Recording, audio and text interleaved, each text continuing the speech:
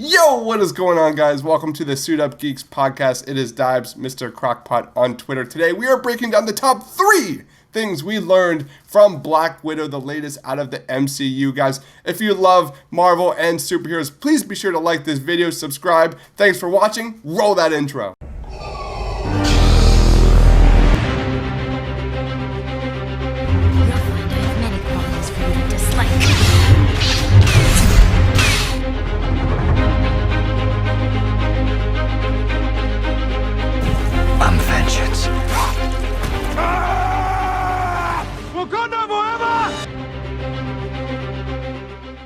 Number 1 on my list is Welcome to the Big Leagues, Yelena Belova. Let's be real, this movie was never really about giving Natasha Romanoff a solo film. The goal of the Black Widow movie was to set up Florence Pugh as Yelena Belova in the MCU. Yelena Belova didn't just steal the show, she stole the props, she stole the cameras, she stole the sets, perhaps even Kevin Feige's producer's chair. I absolutely loved Yelena in this film. She is a smartass in the most positive way possible, and such a welcome addition to the future of the MCU. First of all, Florence Pugh can freaking act. For a Marvel movie, that scene where she's going through all her emotions at the dinner table was an incredible display of her acting abilities. What an unbelievable performance. In that dinner scene, she was able to go from comedic relief to the most dramatic actress in the room, and then back and forth again. Yelena saying it was all real at the dinner table has got to be one of the most gut-wrenching scenes out of the entire MCU.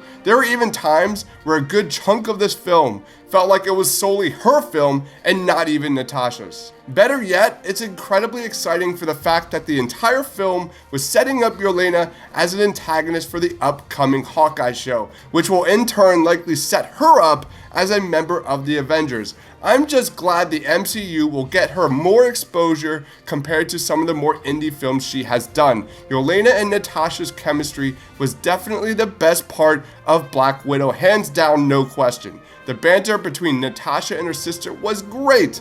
I'm so excited to see her in Hawkeye and whatever other projects she appears in the MCU moving forward. Yelena calling Natasha a poser, especially on the bridge, was hands down one of the best laugh out loud moments in the MCU period. It was absolutely hilarious. Welcome to the MCU, Florence Pugh. You are awesome. Number 2 on my list is Contessa has such a huge role moving forward. The post-credits scene truly let fans know that Disney Plus shows will be incredibly important to watch moving forward.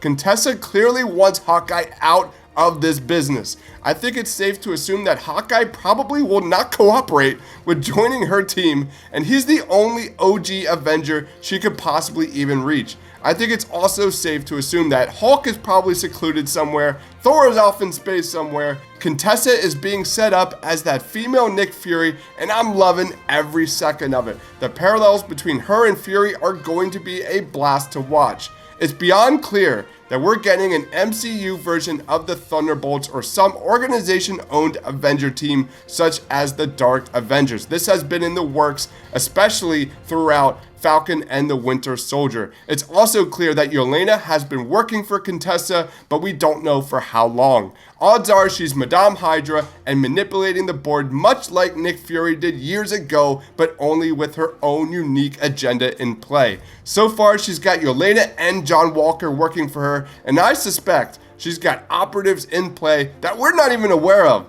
The Thunderbolts are not dissimilar to DC Comics' version of the Suicide Squad. They are a government-controlled team of villains. Expect Abomination and possibly Justin Hammer joining the team in the near future. But the big name that I cannot wait for here is Baron Zemo, who stole the freaking show in Falcon and the Winter Soldier. I could not be more excited to see how Zemo shakes things up in Wakanda for Black Panther 2. And I think it's a very solid bet that Contessa will be there waiting and smiling. Let's move on to my number 3. My number 3 is stop complaining about Taskmaster. Dreykov was amazing. By far the most divisive element of Black Widow was Taskmaster. There was a lot of hate going on throughout social media about this. I thought the Taskmaster twist actually worked thematically for the story they were telling. There is no doubt that Dreykov was the real villain of the film, so I was cool with the liberties they took. I don't think this twist was Mandarin level